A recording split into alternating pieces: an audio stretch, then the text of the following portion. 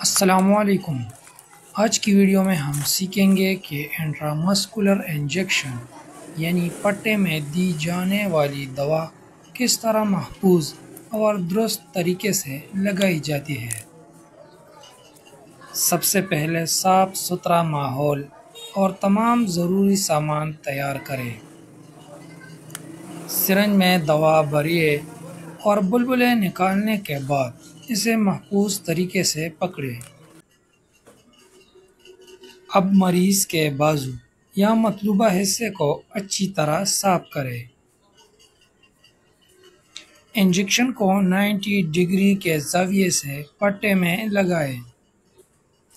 دوا کو آہستہ آہستہ داخل کریں۔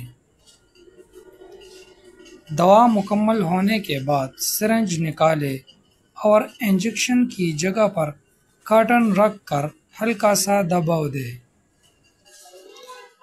یاد رکھیے، یہ عمل صرف تربیت یافتہ افراد یا طبی ماہرین کو ہی کرنا چاہیے۔